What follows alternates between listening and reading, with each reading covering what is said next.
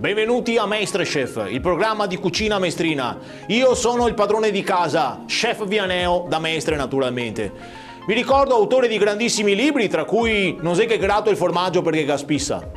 Ma oggi diamo spazio alla cucina di Masterchef, che entrino i primi concorrenti. Salve chef, mi chiamo Antonio, ho 30 anni e amo tanto la cucina, amo proprio la cucina. Oh, che lavoro ti fa? No, non faccio questo di lavoro, io mi occupo d'altro, lavoro in cimitero, mi occupo di scavi, riesumazioni, cose così. Ridi, da morire da ridere. Sì, però dai. Ecco, passo tutto il giorno in cimitero e così. Sì. Che cosa ci hai preparato? Ossetti e ferri. Per me è un no.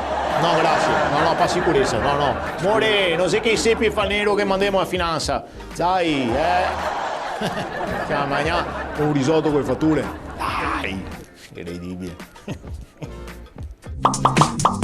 Bene, benvenuti al nostro primo incontro di terapia di coppia. Grazie. Io sono il dottor Marta Flavio. Salve. Voi siete i coniugi Scantamburlo, Duilio e Ines. Vediamo un po' se indovino. Lei il signor Duilio e lei immagino la signora Ines. Che forte, ti avevo detto che gli era bravo. Lei non è un terapeuta, è un indovino. Ma io voglio essere franco con voi. Franco, te che nome? Io capivo Flavio prima. Io avevo capito Marta. No, è giusto Flavio, ma voglio essere franco con voi. Lei come vuole chiamarsi, noi la chiamiamo. Io chiamiamo Franco. Perché vedete, arriva sempre il momento in una coppia in cui bisogna decidere se rimanere o lasciare. Lasciamo. Aspetta che finisce ancora col discorso. No, pensavo fosse la scelta. No, non è questo il momento, non è ancora arrivato il momento. Aspettiamo. Anzi, partiamo da lei, signora Ines. Vediamo un po', lei cosa desidera per questa coppia?